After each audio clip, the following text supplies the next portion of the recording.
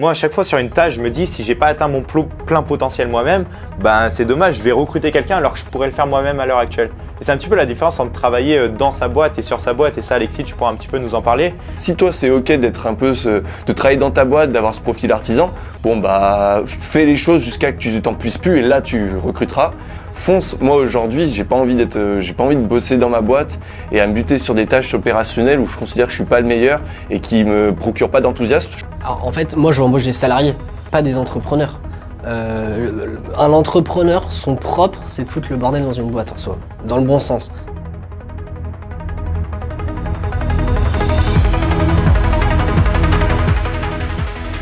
Donc, bienvenue sur le podcast Décroche ton téléphone, podcast où on parle entrepreneuriat et vente. Donc moi c'est Alexis, cofondateur de l'agence Convertix spécialisée en publicité en ligne. Je suis accompagné de mon associé William et de Romain Cessillon, fondateur de l'organisme de formation HTW Marketing. Donc l'idée du podcast, pour ceux qui nous découvrent aujourd'hui, c'est vraiment de parler entrepreneuriat, du free talk, parler de notre expérience, finalement faire un retour d'expérience, avoir des conseils activables et sans bullshit. L'idée c'est que ça puisse vous aider à développer votre activité. Et justement, aujourd'hui, il y a un sujet qu'on voulait aborder et qui nous tenait à cœur, c'est le recrutement. On a tous eu une expérience plus ou moins différente dans le recrutement. William, d'ailleurs, en plus, t'as bossé là-dedans, t'avais ta boîte dans le recrutement avant. D'ailleurs, quel est l'intérêt en fait de recruter ? Pourquoi on a intérêt de recruter ? Est-ce que c'est une bonne idée ? Et pourquoi le faire finalement ? Alors, recruter, c'est une démarche dans laquelle on se lance. Déjà, il y a des personnes qui décident de recruter pour compenser une lacune de leur entreprise. Ça peut être une stratégie. J'ai une entreprise, je la développe avec mon réseau, mais j'ai pas de vrai pipe commercial. Recruter un commercial pour activer la partie commerciale, ça peut être une stratégie. Ça, c'est un positionnement. Il y a aussi le positionnement où je fais tout dans l'opérationnel, je suis au four et au moulin. Et je veux déléguer une partie du métier, c'est ce qu'on a fait. On était opérationnel sur Convertix, on faisait la partie publicitaire et on a délégué la partie opérationnelle pour gagner du temps, pour l'investir sur autre chose. Pour l'investir sur la partie commerciale, pour l'investir sur d'autres projets, pour du temps perso potentiellement. Donc le sujet de déléguer, c'est soit gagner de la compétence, soit gagner du temps. Il y aura peut-être d'autres leviers qui peuvent être intéressants. Valoriser la structure, c'est tout bête. Quand on crée une structure... l'entreprise dépend du dirigeant au tout début, quand on part de zéro. Si on crée une équipe, on crée un actif pour la société. Une équipe RH, c'est un actif pour la société. Et demain, quand on revend la société, le dirigeant, on peut le sortir et la personne qui rachète peut prendre la place du dirigeant. Alors que si c'est grâce à nous que toute la partie commerciale rentre, si c'est nous qui intervenons auprès des clients, on est nécessaire à l'entreprise et demain, elle a une valeur hyper limitée. Parce qu'en fait la valo elle repose sur nous. Donc ça fait quelques raisons de recruter et après c'est contextuel, on est à une structure et à un moment on arrive à un moment de la structure où pour passer un cap de développement on veut déléguer ou parce qu'on a une situation de vie qui fait que ça c'est vraiment sur la partie recrutement. Après, on a chacun, il y a plusieurs manières de recruter. Tu peux recruter vraiment en interne pour construire une base RH. Le sujet qui est un peu à la mode ces derniers temps, c'est de recruter, ce que les gens appellent recruter des freelances. Techniquement, c'est pas du recrutement, c'est de l'externalisation. Mais il y a de plus en plus d'entreprises qui passent par des freelances et je sais que c'était pas mal ton cas, toi, finalement, sur la partie formation. T'as pas pris le gens en interne pour former chez tes clients. T'as des consultants externes qui vont former tes clients. C'est surtout une question de risque de mon côté et l'exemple que j'ai le plus c'est avec la secrétaire indépendante aujourd'hui que j'ai recrutée dernièrement. Donc elle me coûte 45 € de l'heure aujourd'hui et j'ai regardé un petit peu les chiffres. Concrètement, si je dépasse pas les 50-60 heures avec elle, autant que je continue d'avoir une secrétaire plutôt indépendante que de recruter en interne. Parce que j'ai essayé de faire un peu le comparatif aussi avec ChatGPT sur ça. Concrètement, si tu prends une ressource interne en secrétariat, il y a le salaire de base, après il y a le côté brut, etc. Et finalement, entre ses congés, ses potentiels arrêts, etc., les moments de pause qu'elle va avoir, etc., généralement, ça revient entre 30 et 40 € de l'heure au final pour l'entreprise. Si on compte vraiment aussi les temps où finalement, elle aura pas tant de travail que ça, elle va potentiellement, être chez lui aussi en télétravail et va un peu moins travailler.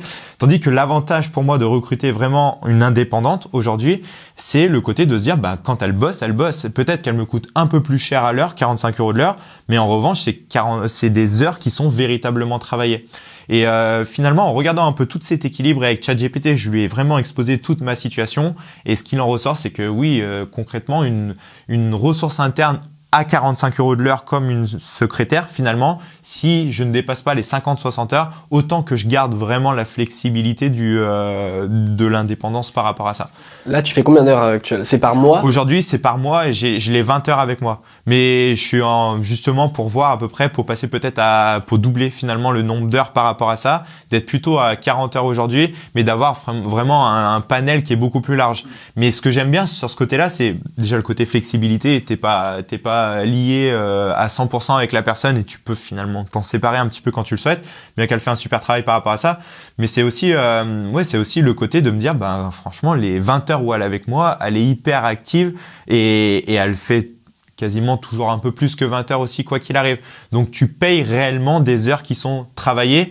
Là où, si je prenais quelqu'un en interne, j'entends ce côté, ça valorise aussi la boîte parce qu'un bon recrutement, c'est ça qui rentre à l'actif de la boîte. Mais il y a plein de moments où, et finalement, je tire un peu le trait de ça, mais j'en discutais avec ma compagne dans le métro et on est tombé à côté d'une RH qui a pris la parole aussi sur ça, elle nous entendait parler. Et elle nous disait, mais franchement, calculer les arrêts maladie qu'il peut avoir, les congés, tous ces moments où la personne effectivement est en télétravail, elle est censée travailler, mais elle travaille toujours un petit peu moins, payer 45 € de l'heure une freelance, c'est pas si déconnant par rapport à s'y retrouver. Donc voilà un peu, moi, ma réflexion par rapport à ça et pourquoi je fais le choix aujourd'hui plutôt d'externaliser que d'avoir un côté salarié.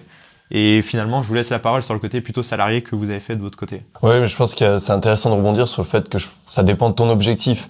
Si tu as un objectif de gagner du temps, que t'as pas envie de trop te casser la tête, que tu veux de la flexibilité, je pense que le mot flexibilité est hyper important. Freelance, ça me semble plus approprié. Parce que, du jour au lendemain, le contrat, tu peux dire, on stoppe, ou on réduit, ou on augmente le nombre d'heures. Je trouve que la flexibilité est hyper intéressante avec des freelances quand tu veux recruter. Et le côté CDI, moi, je le mets plus vraiment en tant que salarié. Je le mets plus du côté où tu veux développer un actif de boîte, donc valoriser une boîte, capitaliser sur le long terme, pérenniser une structure de ce côté-là en prenant les désavantages. C'est sûr qu'il y a le côté arrêt maladie, congé en tout genre, maternité, tout ça. Et je trouve que le côté salarié, c'est beaucoup plus intéressant quand tu veux vraiment développer un actif et que la flexibilité, t'intéresse un peu moins. Puis c'est sûr aussi qu'il faut avoir une structure de marge suffisamment intéressante pour aussi accueillir des salariés. Parce que le coût salarial aujourd'hui, surtout en France, c'est quand même assez important. Donc pour moi, il n'y a pas de bonne ou mauvaise solution. Je pense que ça dépend surtout de tes objectifs. Flexibilité versus pérennité et valorisation surtout. Pour moi, il n'y a pas de moins bonne solution à ce niveau-là. Ouais, après, typiquement, deux choses. Là, tu pars sur une indépendante, par exemple. Mais imaginons dans 5 boîtes, tu sais que dans 5 ans, tu sais que tu veux revendre ta structure. En soi, donc pendant 4 ans, tu gardes une indépendante. Sur la dernière année, tu recrutes quelqu'un qui va prendre tous ses process et qui sera en interne. T'auras eu la flexibilité de l'indépendance. Et au moment où tu valo ta boîte, tu crées l'équipe. À ce moment-là, t'as les process qui ont été éprouvés par le passé. T'as gardé de la sécurité et t'as créé de la stabilité à la fin. Donc ça, c'est vrai que ça te donne raison. Le deuxième point, c'est que là, t'avais l'exemple en disant qu'à partir de 50 heures, c'était plus intéressant d'avoir une personne en CDI. Là, t'es à 20. T'es à 20 ou 10? Moi, je suis à 20 et l'objectif, c'est de passer potentiellement aux alentours de 35-40 heures, de doubler le nombre d'heures pour avoir plutôt aussi un côté stratégique aussi qui rentre en jeu. Ouais, c'est là où la question commence à se poser aussi. 35-40 heures, si tu refais x2 parce que ta boîte elle se développe bien, tu passes à 80 heures, là tu perds de l'argent à avoir quelqu'un en indép. Un indépendant, ça te plante, c'est con, mais quand j'étais dans le monde du conseil, les indépendants, c'était les premiers un matin à se réveiller mal lunés à dire ah bah non j'arrête le contrat et je te plante. Et un indépendant, jamais tu le poursuis. Si t'en as vraiment besoin, un salarié, ça a des droits, mais ça a aussi des devoirs. Ça a un contrat, ça a un préavis. Nous, nos salariés, ils ont 3 mois de préavis. Donc, si quelqu'un veut partir, théoriquement, après, il y a la théorie et la pratique, mais ils ont 3 mois de préavis et on a 3 mois pour les remplacer. Un indépendant, si un matin, il décide de plus être là, il te plante. On a eu plutôt de la chance jusqu'à maintenant, j'ai l'impression, sur les indépendants. Mais je pense à un de nos clients qui externalisait à un indépendant qui d'un coup a décidé d'aller faire le tour du monde et qui a planté tous ses clients le jour au lendemain. Nous, on était ravis, on a récupéré des contrats. Mais par contre, eux, ils étaient un peu dans la merde de leur côté. Et ça, c'est le défaut de l'externalisation. C'est que c'est des indépendants qui ont un peu ce côté digital nomade. Et les digital nomades, c'est aussi ce côté je suis libre comme l'air dans tous les sens, quoi. Et côté client, côté externalisation, tu peux te faire planter quand tu crées une vraie entreprise. Mais c'est aussi le côté aussi du risque. Je sais que moi de mon côté, j'ai pas la même proportion au risque que vous. De votre côté, dès les premiers mois de la boîte, vous aviez tout de suite l'ambition de dire on va recruter et de toute façon si on doit planter, on doit planter parce que c'est la vie concrète d'une boîte. Là où de mon côté, j'ai un peu le truc de me dire si je recrute une personne, 2 personnes et ça se passe mal, ça plombe ma boîte et je suis moins prêt à la plomber finalement que vous l'étiez quand vous vous êtes lancé. Donc c'est aussi une question de vision et de proportion au risque par rapport à ça, quoi. C'est sûr que moi quand j'étais freelance avant, j'avais comme toi pas l'ambition du tout de recruter et je préférais rester tout seul et c'était aussi un des intérêts de l'association avec William. On était tous les deux freelance dans notre activité sur Google Ads à proposer des prestations à nos clients et pour nous le gros levier aussi à s'associer c'était justement de faire les choses en grand, créer une équipe. Moi j'avais beaucoup de réticence à recruter quand j'étais tout seul. J'avais la mauvaise expérience du paysage quand j'ai bossé avec mon père sur sa boîte, dans le développement de sa boîte, où la RH c'était le point le plus compliqué parce que c'est des métiers où les mecs du jour au lendemain quand ils te plantent, c'est des personnes parfois où c'est compliqué à gérer humainement et j'ai eu une très mauvaise expérience du RH finalement du recrutement à ce moment-là. C'est pour ça que moi j'étais hyper réticent et c'est pour ça que l'association a permis aussi de lever ces réticences parce que tu partages les responsabilités finalement et d'autant plus que toi t'as quand même fait du recrutement pendant 2 ans donc je savais que William avait les compétences là-dessus, c'était plutôt rassurant et le coup d'opportunité à s'associer, donc à dire on gagne un peu moins au début, c'était aussi de se dire si on gagne un peu moins au début, c'est pour se développer et le développement doit passer par des personnes qu'on va recruter et le coup d'opportunité de laisser un statut de freelance hyper intéressant, hyper flexible où je gagnais clairement beaucoup plus au début, il était là aussi, c'était de voir un peu plus long terme, d'arrêter d'être sur une vision court terme et de se projeter avec un développement d'une structure sur 1, 2, 3, 4, 5 ans avec des personnes qui vont nous accompagner au quotidien, qu'on a recruté et qu'on a choisi vraiment pour leurs compétences et leur capacité à s'adapter à nos process. Et c'est ça aussi la beauté de l'association, je trouve. On fait aussi le parallèle avec ça. Donc là, pour résumer le recrutement, pourquoi le faire ? Déjà, faut avoir une boîte qui marche, je pense, avant de recruter. Faut que ça marche. Faut avoir aussi un objectif finalement adéquat en fonction du recrutement qu'on va faire. Si on a une vision valorisation de boîte, le côté salariat sera peut-être plus intéressant. Si on a une vision plus flexible, le freelance peut-être plus intéressant. Là, on avait évoqué beaucoup la partie pourquoi recruter, quel intérêt. Déjà, est-ce que vous avez d'autres éléments à rajouter à ce niveau-là de votre côté ? Avant qu'on passe plus sur la partie comment le faire concrètement, parce que là aussi c'est pas facile. Ouais, alors sur la partie pourquoi, comme tu disais tout à l'heure, il n'y a pas forcément de règles type sur ça.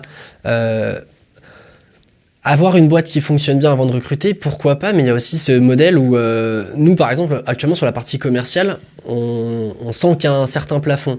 On s'investit sur la structure, on a réussi à développer la boîte jusqu'ici, mais pour l'amener au stade d'au-dessus, il y a ce moment où on a envie de s'entourer de compétences meilleures. Donc la boîte tourne très bien, mais le commercial tourne pas très bien. Et là, on cherche quelqu'un de meilleur que nous. C'est pas juste je prends quelqu'un, le former pour lui déléguer en jugeant que je suis meilleur et je délègue des compétences.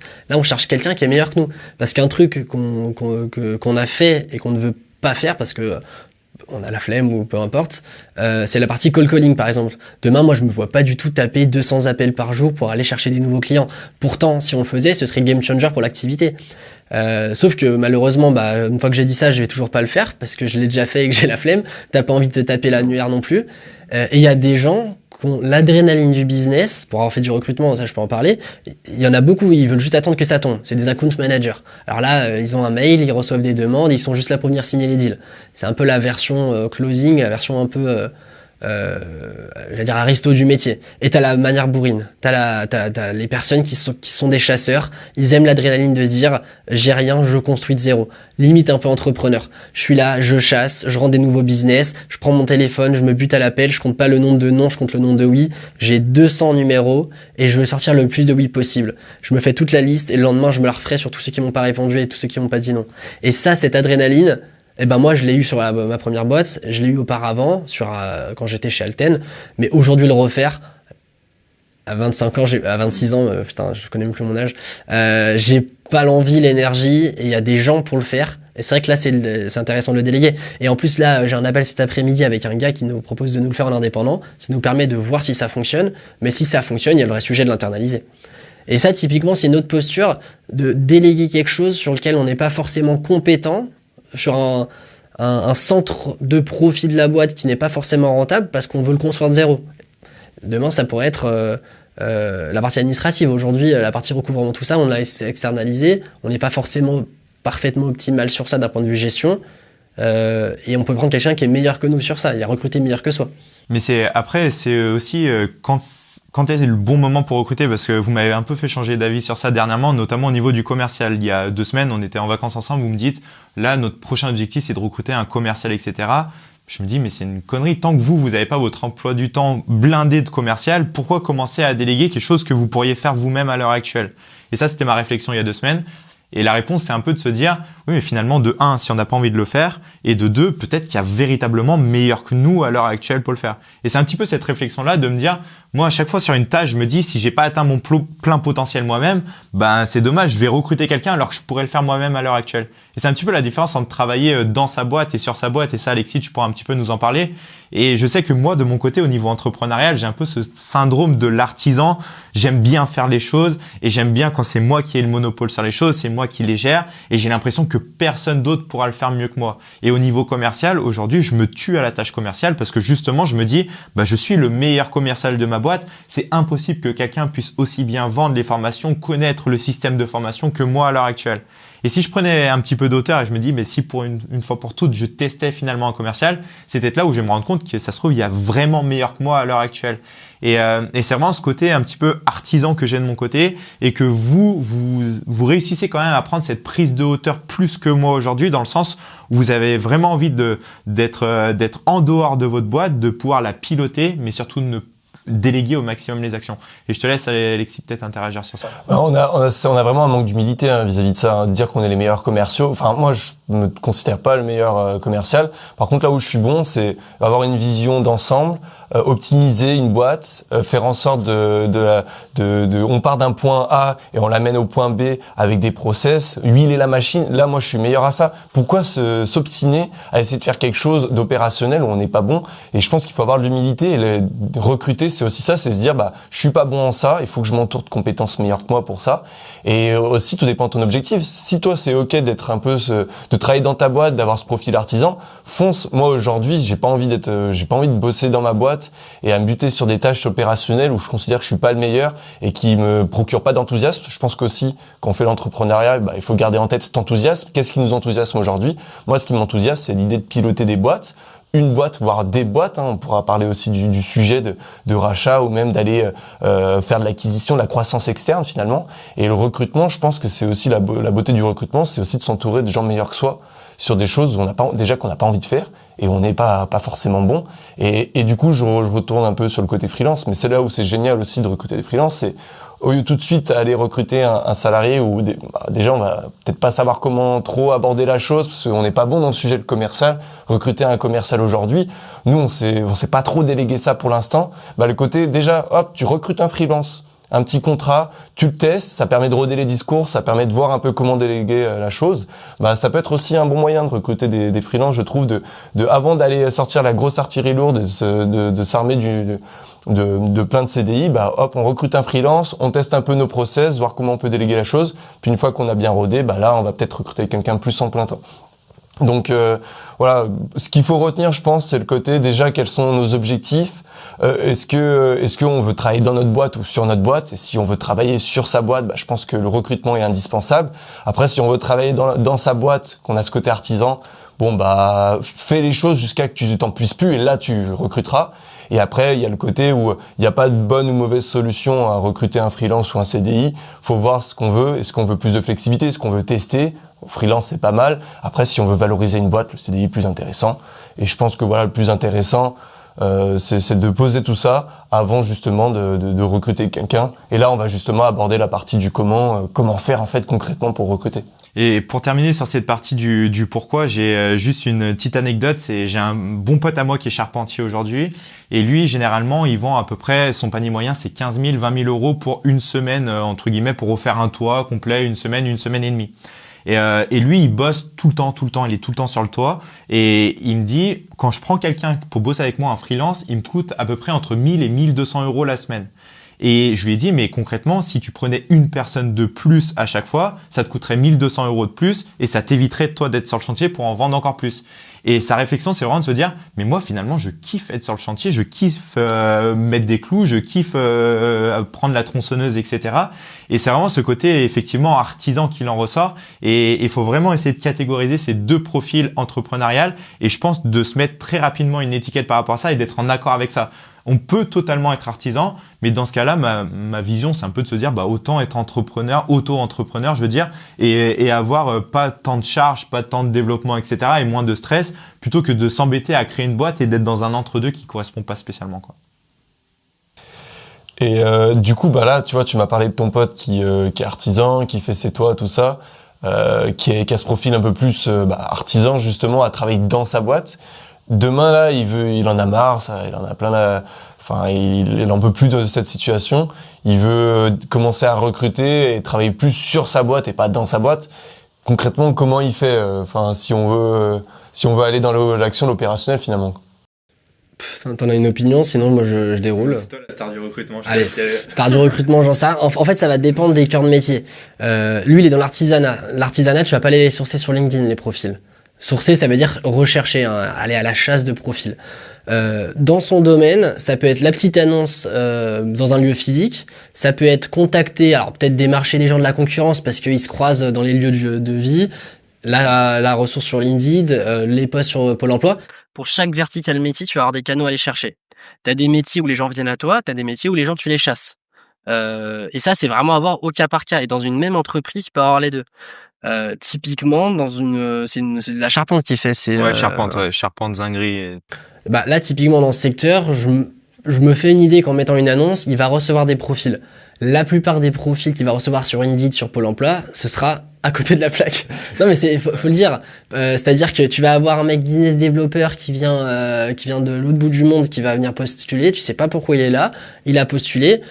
Alors, là, tu mets ton éthique comme tu veux, parce que est-ce que tu le rappelles? Si tu recrutes des personnes qui viennent en dehors de l'Union européenne, typiquement, il faut faire un changement de statut. Un changement de statut, c'est un rendez-vous à la préfecture. C'est un peu comme à Dubaï, le fait de devoir payer un visa. C'est un visa de travail que tu payes, et ça coûte de l'argent. Ce qui fait qu'il y a plein de gens qui vont embaucher des personnes vraiment à des salaires vraiment hyper bas au SMIC sur un marché où tu es censé mieux gagner ta vie, mais parce qu'en fait tu payes à la préfecture le changement de statut, parce que le principe c'est que tu es censé donner une priorisation, alors c'est pas la priorisation nationale, mais tu priorises sur les personnes de l'Union européenne, parce que tu dois prendre des gens locaux avant de prendre des gens à l'étranger. Et en fait c'est tout un paradigme qui rentre en compte. Donc il y a des secteurs, par exemple dans le développement, nous on recrutait plein de personnes en dehors de l'Union européenne parce que c'était des compétences qu'on ne trouvait pas en France, parce que le marché était en pénurie et c'était vraiment cas par cas. Donc pour en revenir au sujet de base, voilà, sur l'opérationnel, tu crées une annonce, tu reçois des profils. Maintenant, si demain, dans le domaine de la charpente, c'est assez particulier, mais par exemple si demain toi, par exemple, si on veut embaucher un commercial, les commerciaux, ceux qui postulent, c'est pas souvent les meilleurs. C'est ceux qui sont fait lourder, peut-être ceux qui veulent changer de poste. Mais moi, quand j'avais ma boîte de chasse de tête, je recrutais des ingénieurs commerciaux, donc des profils Bac+5 école de commerce, faculté ou école d'ingénieur, idéalement école d'ingénieur, avec des appétences commerciales, donc un peu une double casquette. Ces gens, ceux qui vont candidater, ce seront rarement les meilleurs. Les gens qui sont peut-être du métier, soit qui sont plus à la page, soit qui sont à des salaires mirobolants. Le mieux, c'était de les chasser. Donc eux, on allait les chasser sur LinkedIn, on allait les approcher spontanément. On peut choper leur numéro de téléphone, leur mail. Moi, ma technique, c'était plus simple, c'était d'aller sur LinkedIn, faire une liste de ces personnes, les contacter en masse. Mais ça, c'est impossible côté charpente. Côté charpente, t'as pas de... Enfin, je suis curieux d'avoir la technique, mais voilà. Par contre, sur d'autres sujets, sur le comment... ça peut être intéressant vraiment d'avoir ton retour sur ça. Comment toi tu recrutes des formateurs indépendants? Je sais que t'as un formateur sur l'IA avec lequel ça se passe super bien. T'as une personne sur la partie Canva, il me semble. Ouais, j'ai une personne sur un peu tout et j'en ai plusieurs aussi sur l'IA, etc. Et mon but maintenant c'est d'avoir de plus en plus de monde. Mais moi concrètement c'est Sales Navigator. Sales Navigator, LinkedIn, tu filtres précisément avec tes mots-clés et généralement tu arrives à avoir une liste. Concrètement des formateurs indépendants, c'est pas ça qui manque sur le marché. Et tu arrives à avoir une liste d'une cinquantaine de personnes dans la région dans laquelle tu recherches. Et concrètement le but c'est de faire de la masse. Enfin, t'envoies un message à chacun. Là, la dernière personne que j'ai recrutée, elle est sur Canva. Mon but, c'était de trouver quelqu'un qui était sur l'Île-de-France et qui pouvait se déplacer un peu sur tout le haut de la France également et qui avait quand même une bonne compétence. J'ai repéré à peu près une 50aine de profils. Donc déjà, j'ai fait un post LinkedIn. J'ai reçu beaucoup de candidatures, mais généralement, c'est là où tu as beaucoup de déchets. Tu mets un post sur LinkedIn, tu dis que la formation est à Paris, tu reçois des gens qui sont à Marseille qui te disent je peux pas me déplacer. C'est écrit noir sur blanc, pourquoi tu me contactes? Et en plus, tous les gens qui vont identifier un petit peu leur pote en disant lui il est compétent, etc. juste parce qu'il sait mettre un logo sur Canva, etc. C'est là où après il y a énormément de déchets. Et on n'est jamais mieux servi finalement que par envoyer des messages nous-mêmes à des profils qui sont assez ciblés et le faire de manière massive. Et là, sur Canva, finalement, c'était 50 personnes contactées. J'en ai eu 15 au téléphone. J'ai fait ma shortlist de 3 et j'ai trouvé la personne qui me paraît très très bien. Et après, il y a le double filtre maintenant avec Marion, secrétaire indépendante, qui finalement l'appelle aussi. Et si le bon feeling, il est des deux côtés et que ça correspond au niveau tarifaire, c'est totalement OK. Mais je suis convaincu que ça passe quand même par cette masse-là. Mon alternante Léane, finalement, je l'ai trouvée aussi comme ça. C'est vraiment contacter des gens en masse, d'avoir une grosse base de données de base et de réduire au fur et à mesure. Et c'est là où effectivement ça prend énormément de temps. Et peut-être qu'à terme, le but, ça serait d'avoir quelqu'un qui puisse gérer ça aussi pour nous. Mais je trouve qu'il y a quand même beaucoup ce côté feeling qui rentre en jeu. Et je sais que vous, avec les 2-3 personnes que vous avez recrutées dernièrement, c'était à chaque fois qu'on en parlait, dès le premier rendez-vous, vous saviez que c'était à peu près bon, quoi. Je sais pas, Alexis, si toi, t'as un feeling un peu par rapport à ça? Si, je pense dans le recrutement, il y a le feeling compte énormément. En fait, première question qu'il faut se poser, c'est est-ce que tu te vois travailler avec cette personne, en fait, au quotidien? Est-ce que tu sens qu'il y a des bonnes vibes? Est-ce que tu sens qu'il y a, le feeling, en fait, finalement, alors les compétences comptent aussi énormément. Mais moi c'est quand même quelque chose que je regarde aussi beaucoup, c'est est-ce que le rendez-vous se passe bien, est-ce qu'on s'entend bien, est-ce qu'on sent que derrière je vais pouvoir par exemple donner des instructions à cette personne, est-ce qu'elle est coachable aussi, ça c'est vraiment un critère hyper important surtout pour nous, est-ce que la personne est capable de revoir toute sa méthodologie dans un métier même si elle a appris pendant 5 ans le métier, est-ce qu'elle est capable de revoir toute sa méthodologie et est-ce qu'elle est capable aussi d'assimiler nos process, nous des ads, de la publicité en ligne, on l'a fait d'une certaine manière, mais ça se trouve l'agence où la personne était juste avant, la manière était totalement différente, alors que c'est le même métier. Donc il y a aussi ce côté coachable qui rentre en compte, en plus du feeling, et en plus aussi juste de critères aussi qui typiquement le critère géographique. Nous on veut des personnes quand même à Lyon parce que on aime bien on veut ce côté où on veut voir les personnes. Pour nous créer une équipe, ça se fait forcément en physique. Difficilement concevable pour nous de créer une équipe avec des gens éparpillés aux 4 coins de la France. Donc c'est un de nos critères aussi de recrutement, pour que les personnes soient à Lyon. Alors il n'y a pas de souci avec le télétravail, c'est juste que pour nous c'est important d'être avec les personnes, de partager. Moi je me vois mal former quelqu'un, faire son onboarding à distance. Pour moi, un onboarding, c'est je suis derrière la personne, je lui explique je lui montre devant son écran comme ça, il faut faire ça, regarde ce client-là, et c'est un échange en fait avec la personne à côté de moi. Donc pareil, ça c'est un critère. Après, il y en a d'autres qui ça dérangerait pas de recruter des personnes en 4 coins de la France. C'est pour ça que pour moi, avant de recruter, il faut aussi définir tous ces critères-là, quelle personne je veux, de quelle manière je veux fonctionner. Et puis, dès que tu fais des entretiens, la quantité est hyper importante. Une fois que tu fais des entretiens en quantité, la personne qui coche le plus tous ces critères que tu as définis auparavant, let's go, tu la testes. J'ai 2 points à ajouter et je vais te lancer, William, sur un sujet par rapport à ça. Le premier point, c'est que généralement, sur les 50 personnes contactées et après ma shortlist, etc., généralement, il n'y a pas photo sur la personne que je choisis au final. Je sais pas si c'est pareil pour vous de votre côté, mais vraiment, je prends l'exemple, admettons, de Léane, il y a 2 ans, quand je l'ai eu la première fois en call, je savais parfaitement que ça allait être cette personne-là et dès les 10 premières minutes, je savais parfaitement. Et il y avait vraiment pas photo par rapport aux 15-20 autres personnes que j'avais eu en call. Et sur les formateurs indépendants, généralement, c'est souvent comme ça. Là, je suis en train de rechercher en ce moment sur Nantes des formateurs IA. J'en ai eu 5 au téléphone hier. Il n'y a pas photo sur celui que je pense que je vais choisir au final. Et l'autre point aussi, tu avais fait un post LinkedIn sur ça, William, et je sais qu'on en a parlé un petit peu hier. C'était quelqu'un qui était indépendant de son côté, en tout cas qui avait sa boîte, et que tu pensais que ça tournait bien parce que justement il avait une très bonne audience sur LinkedIn, sur les réseaux, etc. Et il s'avère que quand vous avez mis une offre d'emploi, cette personne-là est venue postuler par rapport à ça. Et d'un regard extérieur, je pense que quelqu'un qui a cette fibre un petit peu entrepreneuriale, etc., je me dis, ça peut être un super profil dans une boîte comme la vôtre. Et finalement, tu m'as répondu que non, pas spécialement. Quelqu'un qui est un petit peu entre deux, le côté entrepreneur, mi-salarié, c'est généralement pas un bon profil. Et est-ce que tu peux me redire un petit peu ce que tu as dit hier aussi par rapport à ça, parce que ça me semblait assez pertinent. Ouais, en fait, moi, je embauche des salariés, pas des entrepreneurs. Un entrepreneur, son propre, c'est de foutre le bordel dans une boîte en soi, dans le bon sens, dans le sens où il vient et il va tout remettre en question.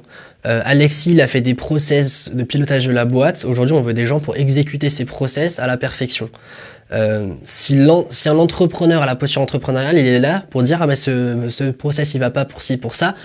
On a des contradictions, on a des salariés qui nous font des retours sur les process, mais dans le bon sens. On veut pas quelqu'un pour refaire la boîte de zéro. Et si c'est un vrai entrepreneur, il refera la boîte de zéro.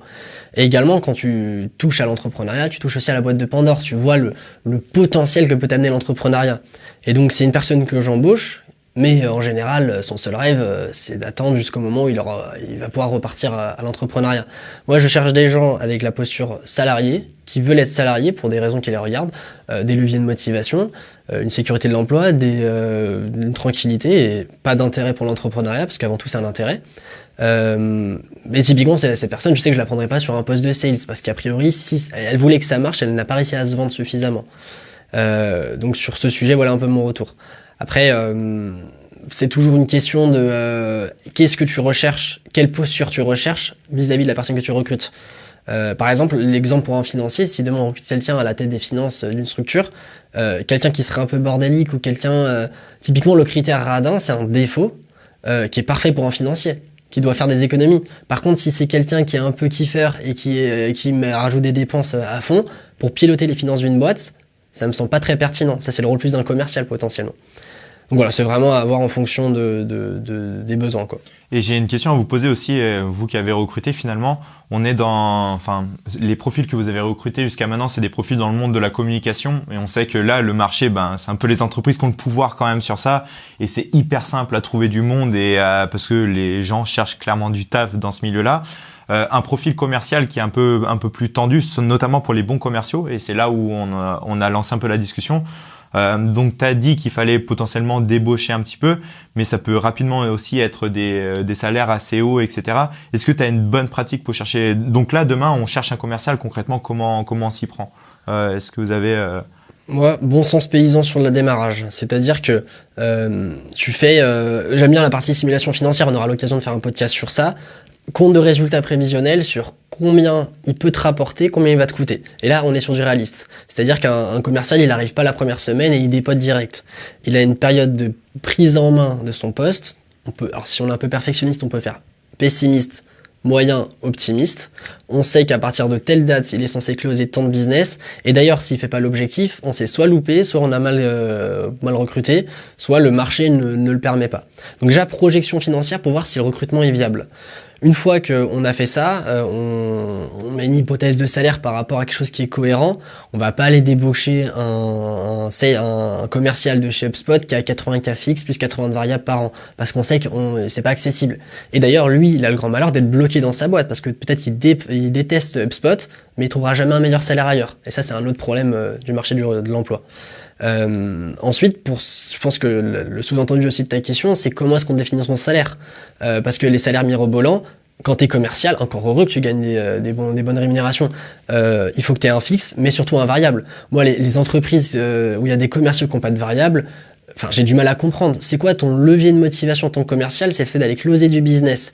Si on t'envoie une fiche de poste et qu'on t'envoie juste des deals, t'es là, mais t'auras pas cette énergie pour dire, tiens, je vais lui faire le petit upsell de plus.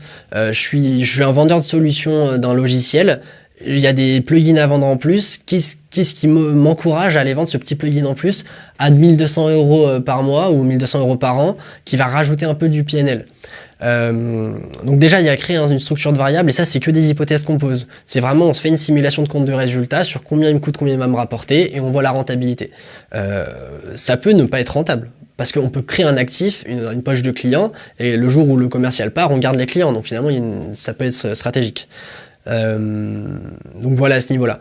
Après sur la partie salaire, la meilleure manière de se faire une idée, déjà c'est de discuter avec d'autres dirigeants pour voir un peu combien sont payés les commerciaux, mais c'est de faire des entretiens. Les entretiens de recrutement, au-delà de la partie chercher quelqu'un, c'est des mines d'informations. Avec ça, on peut avoir une idée sur les salaires marché. Des fois, on peut avoir des bonnes surprises. Les gens, par exemple, peuvent se rendre compte que des commerciaux demandent des fixes très élevés. Il faut peut-être se poser des questions sur pourquoi est-ce qu'ils veulent pas de variable. Peut-être qu'ils sont nuls, en fait, tout simplement. Pour moi, les meilleurs commerciaux, le fixe, alors, il faut un minimum. Mais ils vont surtout chercher un variable. Idéalement déplafonné, comme ça, ils n'ont aucune limite à leur expansion commerciale. Mais les entretiens, c'est aussi des mines d'informations pour avoir des informations sur les concurrents. On va être très concret. Aujourd'hui, nous, avec Alexis, on est un peu perdu sur comment déléguer un commercial, comment prendre un commercial et qu'il aille faire une vente full cycle, vraiment de l'identification d'un prospect jusqu'à la passation d'un consultant. Nous, on arrive à le faire, mais on a toujours l'impression qu'il y a un petit facteur chance. Enfin, je sais pas ce que t'en penses, mais il y a du travail, mais c'est assez rare d'avoir un créneau parfait de je t'ai identifié, je t'ai contacté, t'étais intéressé, je t'ai closé. On en a quelques-uns, mais la plupart des business, ça a été bouche à oreille parce que l'opportunité a fait que il y a ce côté foisonnement. Et du coup, en entretien, tu peux aller choper toutes les infos des concurrents parce que tu contactes le commercial de ton concurrent, il a tous les process en tête et tu le fais parler et tu as tout le modèle de la boîte. Moi, je serais toi, par exemple, pour HTW, j'irais contacter tous les ingénieurs d'affaires de chez Orsys et eux, ils vont dérouler tous les process de comment ça marche. Alors, la pire des réponses, c'est s'ils disent le marketing nous envoie les leads. Mais s'ils te disent, nous, notre secret, c'est qu'il n'y a pas de secret, c'est qu'on a un fichier avec 200 RH et les 200 RH, on les harcèle toute la journée par téléphone, bon, bah, tu sais quoi faire. Ton fichier de 200 RH, tu prends un call caller externe, tu fais pas de recrutement CDI, tu crash test sur toi. Si ça marche, tu fais x2, x2, x2. Tu vois, c'est tout con, mais l'entretien comme une information, et je vais m'aller plus loin, là, je fais un peu un monologue, mais quand j'étais chez Alten, on avait une manière, un truc assez intéressant, c'est qu'on faisait des entretiens de gens qui étaient passés en tant que consultants chez des clients finaux. Par exemple, je débauche quelqu'un de chez Acodis, un concurrent d'Alten. Ce gars était en mission chez Jitech, une entreprise d'automobile, d'un équipementier automobile dans le sud-ouest de Lyon. Jitech, ça m'intéresse de bosser avec eux, mais j'ai aucun point d'entrée. J'ai pas de numéro de téléphone, j'ai pas de personne, j'ai pas forcément des gens avec un LinkedIn bien organisé, et j'ai pas d'idée de l'organigramme. En entretien avec quelqu'un, je peux lui dire, tiens, t'étais chez Jitech, t'as super, je connais bien le client, t'es pas obligé de mentir, et il peut te sortir tout l'organigramme en entretien parce que là, t'es en position de force. Et tu peux même demander la prise de référence chez les clients. Donc t'as chopé l'organigramme du client final, t'as chopé le prénom, nom des personnes à contacter, des décideurs parce que t'as posé la question, t'as chopé leur numéro de téléphone, leur email potentiellement pour les prises de référence, et tout ça grâce aux entretiens. Donc tu vois, et cette posture de dire l'entretien, c'est pas juste pour recruter, c'est une mine d'informations sur les process des concurrents, les concurrents à les démarcher, et une étude de marché, un entretien, ça reste avant tout un échange. Et la personne, demain, ça peut être un apporteur d'affaires, ça peut être quelqu'un qui va dire, le poste est pas fait pour moi, mais j'ai un copain de promo qui peut être intéressé, donc voilà. Non, mais hyper intéressant. Je sais pas si Alexis, tu voudrais interagir par rapport à ça, mais par contre, il y a une réflexion aussi dernièrement qui a assez évolué de mon côté au niveau commercial. C'est que je me disais, j'aimerais bien avoir un commercial qui gère toute la chaîne de A à Z, c'est-à-dire qu'il va sourcer ses leads, il les appelle lui-même, etc. Mais finalement, sur le sourcing des leads, on a la compétence aujourd'hui avec les outils de scrapping comme Full Enrich, que ce soit Lemlist, etc., Drop Contact, on a la possibilité de créer des super base de données aujourd'hui avec des numéros de téléphone, des adresses mail. Donc finalement, la finalité, c'est peut-être de se dire, on va juste prendre un closer qui va appeler ou en tout cas quelqu'un qui est capable de qualifier le rendez-vous, d'appeler et de pouvoir vendre derrière.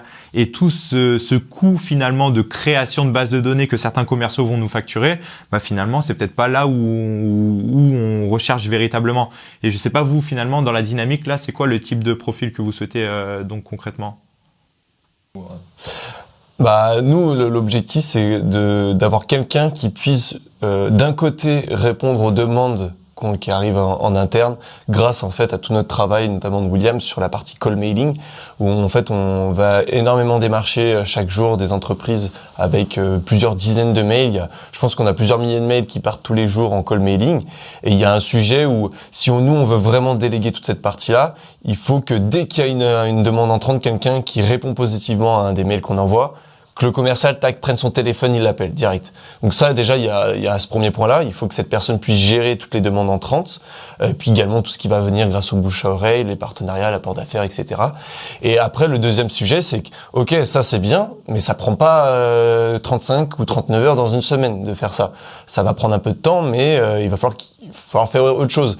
Et c'est là où on est les moins bons, et c'est aussi ça qu'on veut déléguer. On a accepté le fait que on va sortir de ce côté, on n'est pas les meilleurs sur ça, on n'a pas envie de le faire, clairement, on n'a pas envie de le faire, et on veut trouver quelqu'un aussi qui va aller démarcher spontanément les entreprises qui nous intéressent, et c'est là où il faut utiliser des méthodes un peu plus ancestrales, à savoir le cold calling. Nous, on a envie d'avoir quelqu'un qui soit bon en ça, un shark en fait, qui va se déchirer à aller plein de personnes, et par d'autres leviers également, s'il faut qu'il aille toquer à toutes les portes également. Alors le porte-à-porte c'est beaucoup moins, surtout dans le domaine, mais enfin toutes les méthodes qui permettraient d'aller chercher du lead, on veut quelqu'un qui soit capable de faire ça.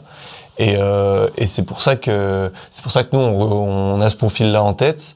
Et l'idée c'est comme on est dans un secteur où c'est sûr que c'est pas comme dans la communication ou dans le digital de manière générale où t'as beaucoup de gens qui viennent à toi. Là, on doit aller un peu plus démarcher en fait d'autres personnes. Et le but c'est quoi? C'est de prendre plutôt un commercial un peu à l'ancienne, qui a un peu toutes les caractéristiques généralistes du commercial, ou ces nouveaux commerciaux qu'on peut voir, les closers, setters, tous ces mots là un peu qu'on voit arriver. Et il y a plein de sites internet.